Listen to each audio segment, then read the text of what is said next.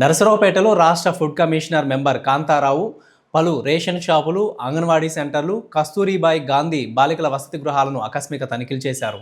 అంగన్వాడీ కేంద్రాలను పరిశీలించి కోడిగుడ్లు తక్కువగా ఉండడంతో సిబ్బందిపై ఆగ్రహం వ్యక్తం చేసి షోకాజ్ నోటీసులు జారీ చేయాలని ఆదేశించారు.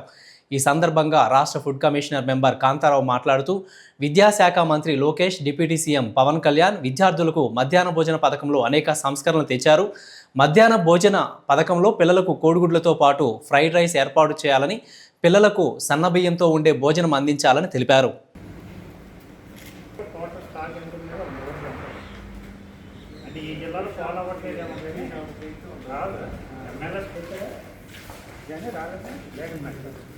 అనేది ఏ ఇయర్ అనేది మెన్షన్ చేస్తారు. ఇప్పుడు ఇది ఈరోజు ప్రజెంట్ స్టాకా కాదా? ఇక్కడ డేట్ లేదండి.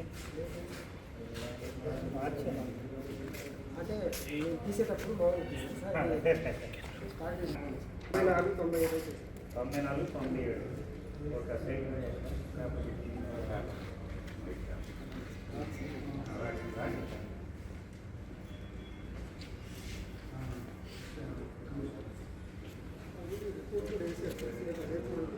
అట్లా కాదు, అట్లా కాదు.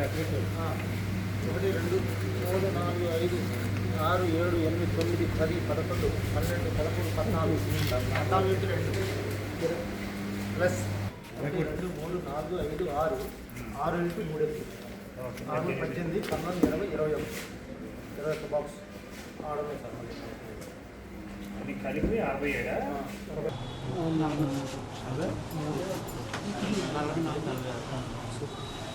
చూపించారు మీరేం ఇక్కడ ఏం చెప్పారు?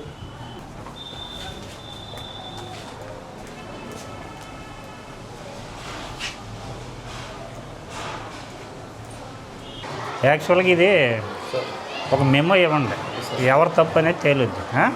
యాక్చువల్గా 700 గుడ్లు అంటే ఏంటమ్మా, జేసీ గారికి ఫైల్ పెడితే ఏమో తెలుసా, అందరిని సస్పెండ్ చేసేస్తారు తెలుసా.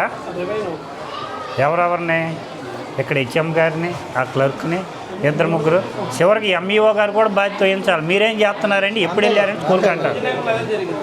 తప్పకుండా సార్. ఇప్పుడు ఏంటంటే ఇప్పుడు దాకా మేము అట్లా అమ్మ 700 అంటే చాలా తప్పు అమ్మా.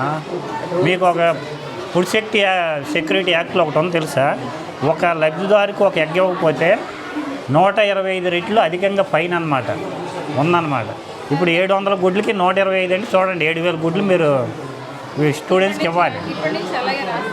ఒక మెమో మాత్రం ఇవ్వండి, ఎవరు తప్పనే తేలుద్ది టోటల్.